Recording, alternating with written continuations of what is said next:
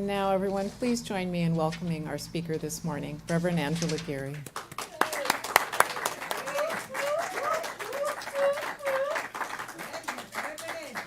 Thank you, everybody. So lovely to be here. So nice to look out and see all your bright lights. And welcome to everyone on Zoom and YouTube. And let us just continue to have a wonderful experience of spirit together this morning, right?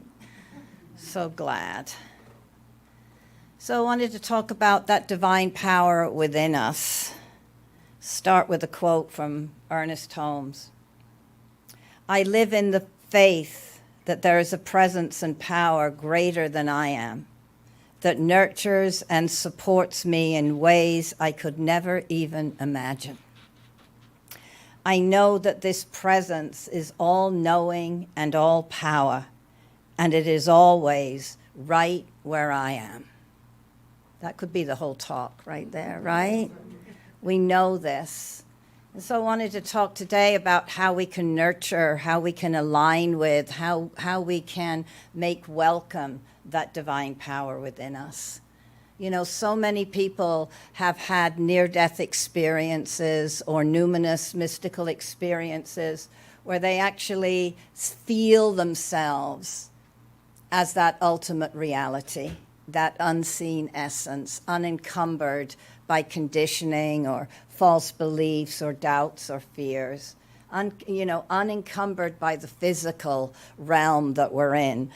Derek Rydell, who wrote Emergence and the Abundance Projects, talks about nearly dying in a reef in a reef in Jamaica, I guess, and he got stuck to all these fiery, spiky corals and couldn't find a way out, and was struggling and looking for a way.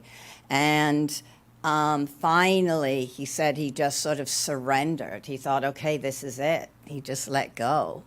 And something happened in that moment, and he noticed that a couple of feet away or behind him was an opening where he could get out.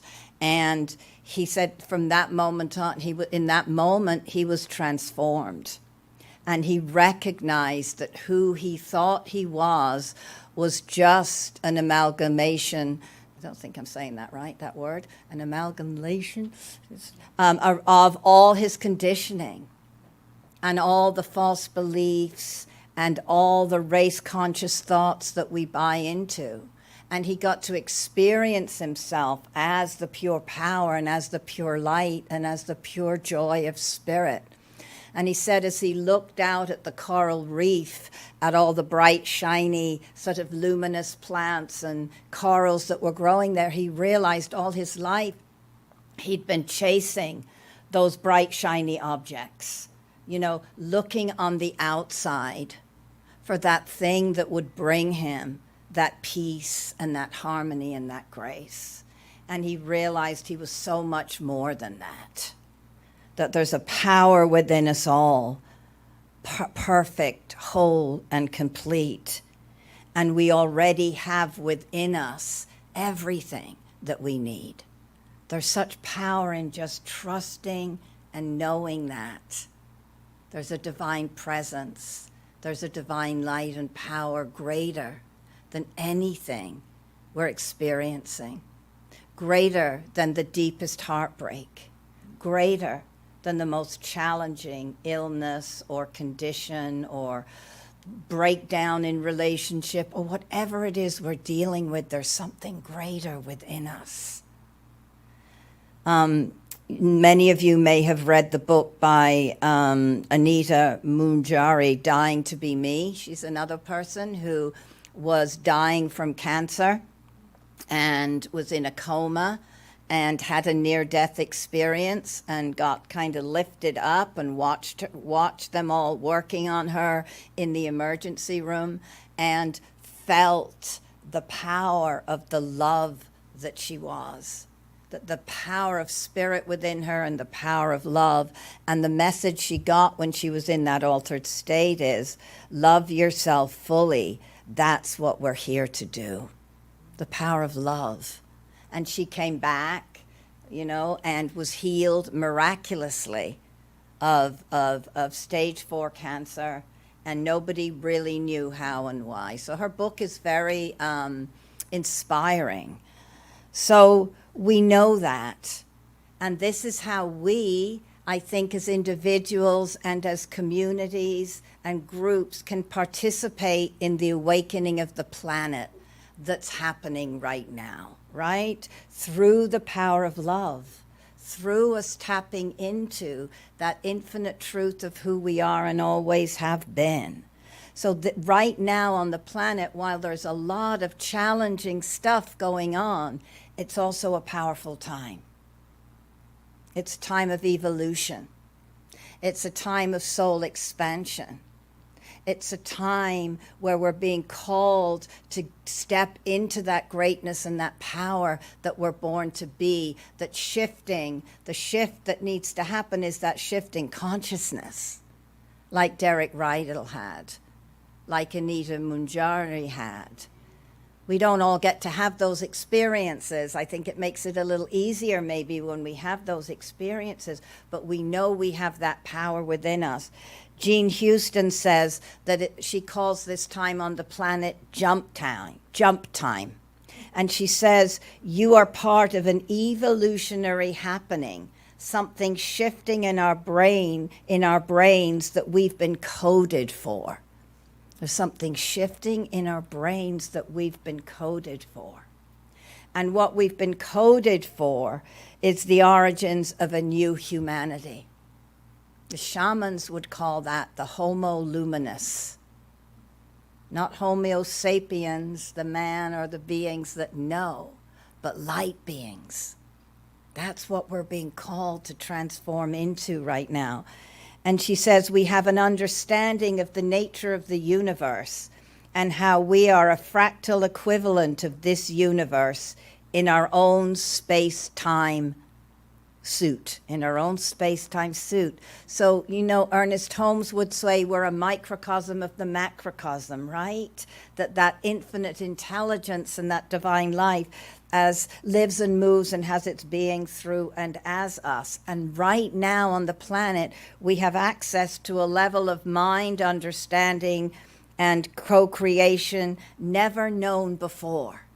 It is said that all these light codes are downloading. There's a shifting in consciousness and expansion that's happening.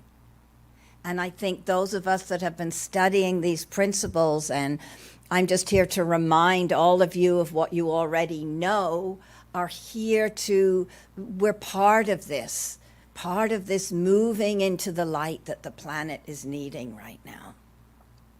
And so she says, we move into our divine power in this way, into the love that we're born to be. We are the evolutionary happening in mind and body and heart. And she says, of course, this is Jean Houston, of course we're feeling a little lost right now. Perhaps we are with all that's going on. And she said, if we're not lost, we can't be found. And foundness is coming. That's the good news. Foundness is coming in the midst of it all.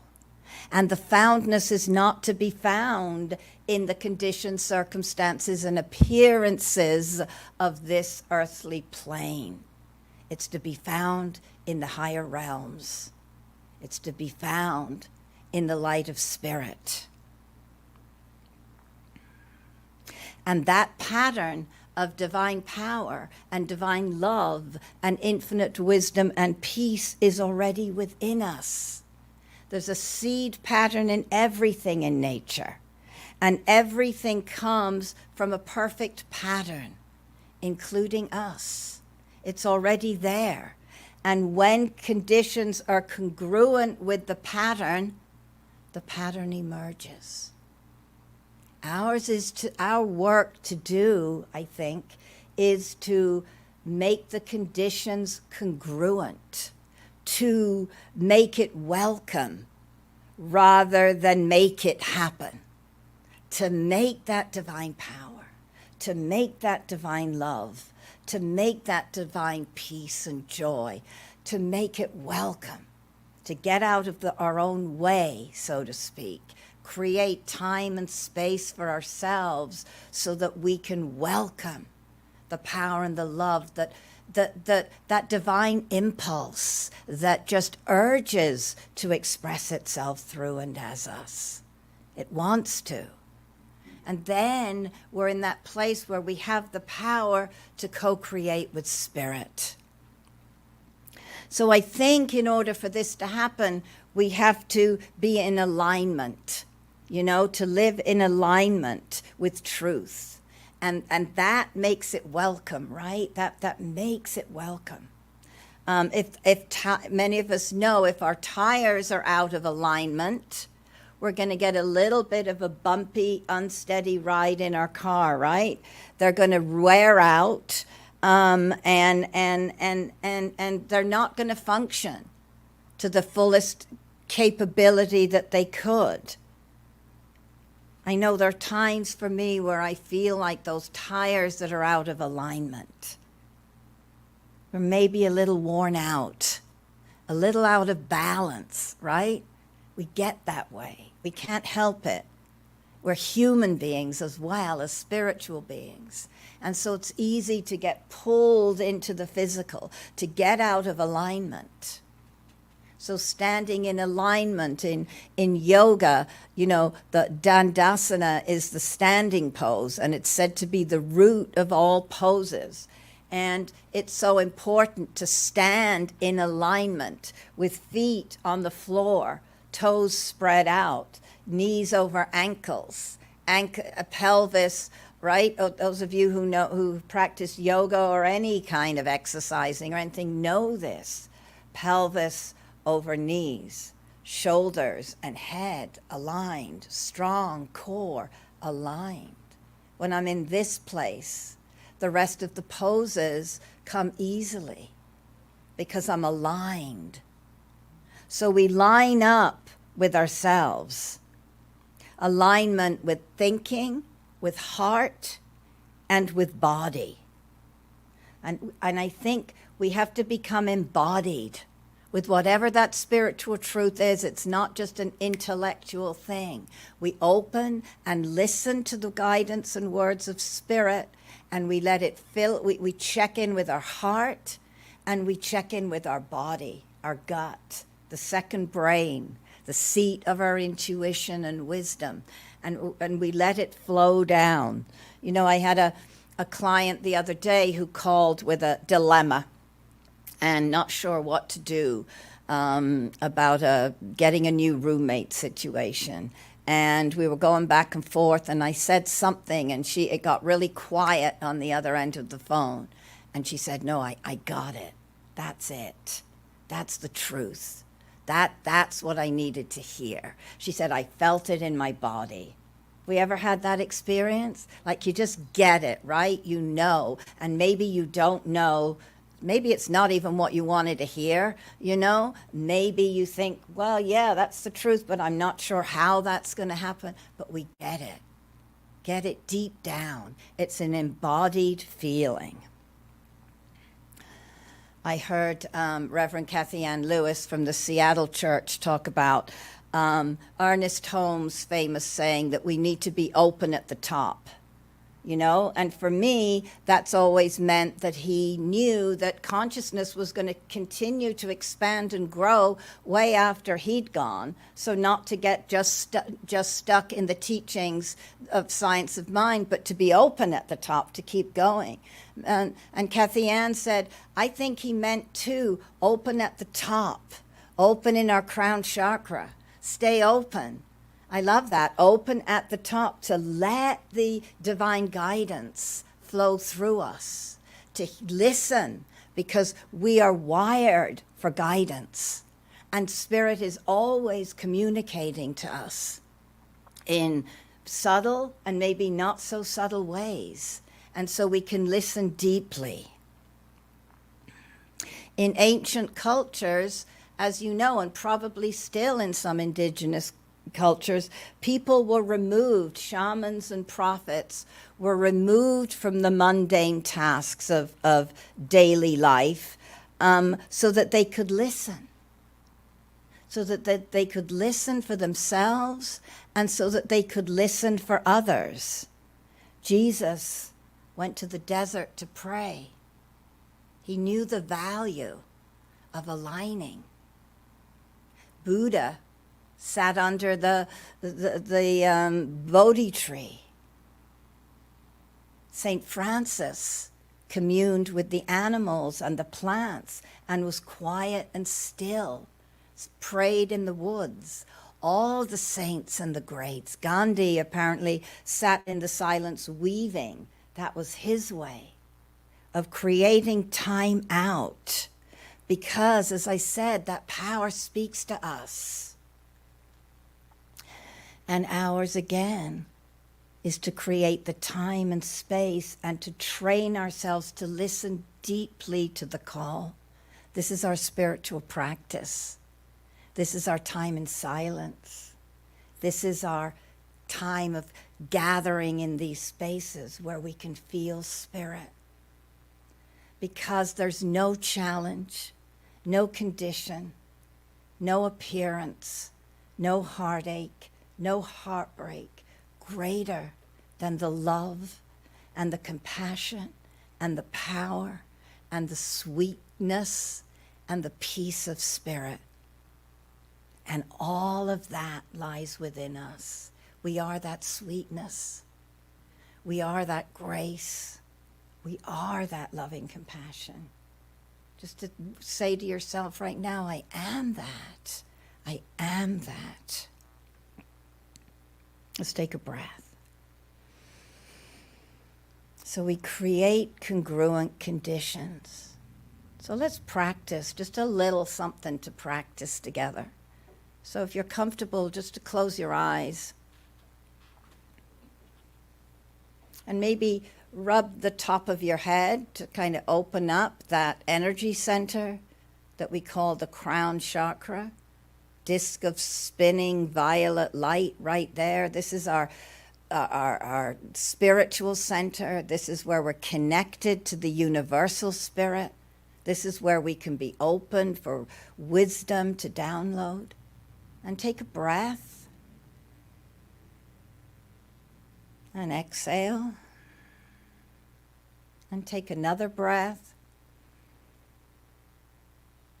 And exhale. And just simply ask, what do I need to know today? And just listen. What do I need to know today?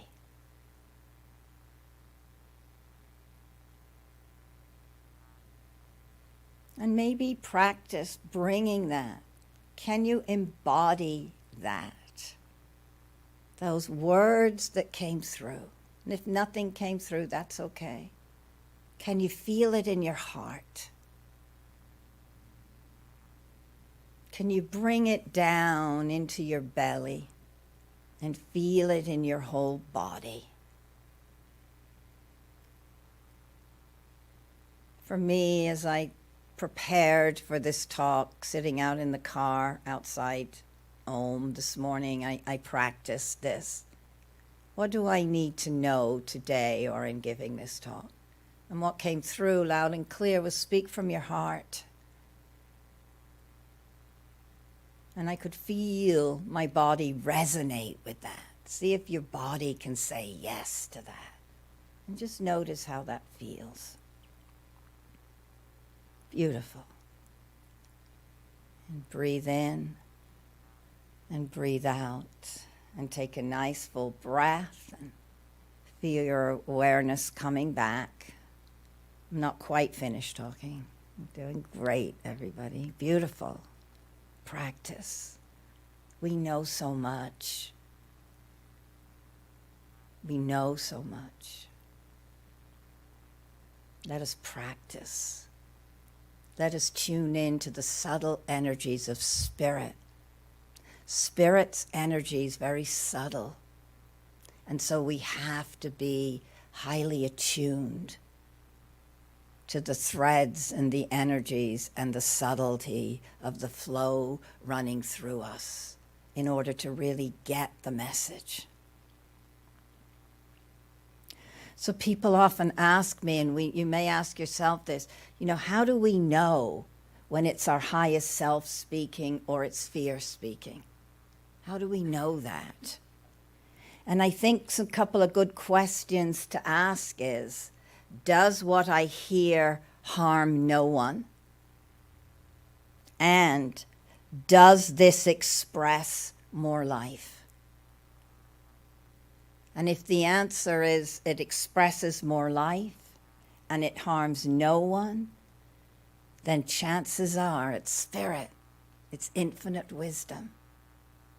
If it's harmful to others, if it's restricting or limiting or judging that voice in any way, it's not of spirit. So we get to practice and to listen to our body, because the body reacts to truth and non-truth. We know that. We know when someone is telling us something and it's not really maybe resonating with us. We know when perhaps we're not being as transparent and truthful with ourselves as we need to be. We can feel it. We can feel it. The body knows. So the body knows when it gets the download of spirit. It has no doubt about it. So we move into alignment with the body, with the mind, with the heart. Affirmations then support the download that we get. We get the words. We're tuned into guidance. We embody them. And then we become the epicenter of those words. Then we're oozing with it. We've gotten the download. Yes, that's right.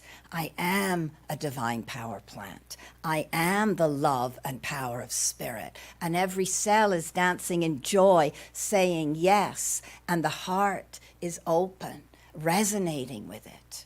We affirm it. And then we just become this epicenter of that truth, and we radiate it. And we manifest more and more of it. I think I mentioned last time that song by MC Yogi called Heaven is Here When the Mind is Clear. Heaven is here when the mind is clear. And that's what embodying the download, listening to infinite guidance, that's what stepping into our power is really about. It's heaven. The mind is clear. And it's like going to a spa. We don't just go once and never go back. Right? It doesn't last forever, that spa treatment. Wonderful and all as it is, whatever we do there, we go regularly, or as regularly as we can. And so we have to have our spiritual spa, right? Is we go there again and again and again, connecting to spirit. And I know for me, the more challenging things get on the outside, and the more I'm pulled into all that's going on in the world, and fearful thoughts may come up, the more I need to go to spirit. The more I need to be silent. The more I need to withdraw from the world of form and create that. And then we bring that higher consciousness. We bring that sense of all is well, where I am, spirit is, to our daily life, so that our whole energy body and our whole being starts to embody higher and higher states. And when and as challenges and difficulties arise, and we all know they do, we have compassion for ourselves, and we have compassion for each other for whatever we're experiencing. But we know we can rely on tapping into that power and that love, because we've practiced aligning with it. So we draw on it. The Tao says, when the master runs into difficulties, she stops and she gives herself to it. What's in the way is the way. divine power within us knows that. Okay, there's this. Let me not be fooled by it. Let me not be distracted by it. Let me come back to that embodiment of that divine power, of that infinite love, of that freedom and joy, that seed pattern of perfection that we have nurtured and watered and created congruent conditions to shine through us. We use that when difficulties arise. And lastly, just a word about the power of prayer.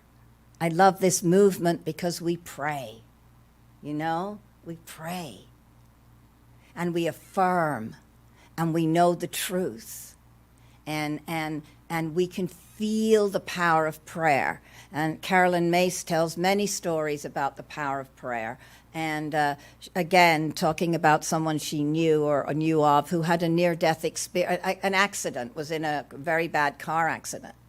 And she was hovering between life and death, sort of looking down at her car, and she could hear the voices of the cars behind her. And some of the voices of the people, and some of them were like, oh God, I'm going to be late for work. Oh, there's a holdup. Oh, you know, all those things. And she said in the fifth car down, someone was praying for her. And she could feel it. She could feel the power of that prayer. You should never underestimate the power of prayer and who's going to feel it. I think I told you all last time, too, another of Carolyn Mace's stories is of someone having a near-death experience and looking down and seeing all these little sparks coming up from the earth, and she didn't know what they were. And it became clear to her, because I think she was hovering between life and death, that those were all the prayers that people were praying for her in that moment. So sometimes it feels like, what can I do? What can I do with for the people in North Carolina? What can I do for the people in Lebanon and Israel and Ukraine and all over Africa, all over the world where things are happening? What can I do for my dear friend that's struggling? What can we do for each other? We can pray. We can pray. And that's the most powerful thing we can do. Every prayer is felt, I believe, and every prayer is answered. So that's another thing that we can tap into. And we can have faith in the seeds of intention that we plant through the power of our prayer, through the power of setting of our intention. This is from, who's this from? Henry David Thoreau. Though I do not believe that a plant will spring up where no seed has been, I have great faith in a seed. Convince me that you have a seed there, and I am prepared to expect wonders. So the invitation is to have faith in the seed of the divine power and the divine love and the divine beauty, peace, and freedom that you are. To have faith in that, to nurture that seed, to create conditions where you can feel into that and be it. So I'm going to end with another little inner exercise to just close our eyes right now if you're comfortable. Maybe let these words kind of wash over you. Can you breathe in and know, take in this affirmation? I am a divine power plant, from Derek Rydell says. We are a divine power plant. Can you feel the power of that? I am, and to say it 3 times to yourself. I am a divine power plant. I am a divine power plant. I am a divine power plant. Let your heart say yes. Let your body say yes. Feel the flow of that truth from the from the soles of your feet, all the way up your legs, your pelvis, your torso, your back, into your heart space. Feel it in your arms and wrists and hands. Feel it in the neck and the shoulders, and the lovely face is alive with that truth. Feel it in every part of your being. Breathe it in. And from John O'Donohue, breathe these words in. May you recognize in your life the presence, power, and light of your soul. May you realize that you are never alone, that your soul is in its brightness, that your soul in its brightness and belonging connects you intimately with the rhythm of the universe. We breathe in these truths. We put our faith in the one power, the one presence, the one heart, the one love, the ultimate reality, the parallel universe, the unseen realm back of all that's seen. No power greater than it. We recognize it as the light that shines back of all of creation. Knowing it shines forth as me, as each one of us, and as all sentient beings everywhere. We celebrate the divine light and love that pours forth in all of creation. And so I speak my word now for us, trusting that we simply allow Spirit to pour itself into us, to be revealed through and as us. That we are steadfast in our commitment to creating congruent conditions for that divine pattern of power and love and grace and sweetness to reveal itself as us. We sit in the silence. We seek out nature. We meditate. We have faith in the power of our prayer. We practice listening. Listening. What is mine to do today, dear God? Goddess, what are you wanting to say to me today? Divine power within me, show me the way. We listen. Wired for divine guidance are we. Spirit communicating in a myriad of ways through and as us. And we are acute, we are attuned, we are lined up, aligned, listening. How grateful I am for the greater truth being revealed through and as us individually and then collectively. And that as we do this, our planet is healed. And peace has its way. And love leads the way. How grateful I am that we recognize the healing power of love itself. That we commit to loving ourselves more fully, to loving each other more fully, to loving those we don't agree with more fully, to giving all to love. And I give thanks for the power of these words I speak. I have faith in them. I release them to the very soul of the universe, that law of attraction that has already said yes, because it is just waiting. That pattern already exists in the unseen realm. We just have to move into the frequency of it. And then we feel it. We feel it. Let's breathe it in again. Feel these words of truth. Truth. Thank you, Spirit, for beauty, for truth, for goodness. Thank you for this opportunity to come together on holy ground in sacred gathering together. Thank you for the power of this. And I release my word. I let it be. And so it is. Amen. Everybody.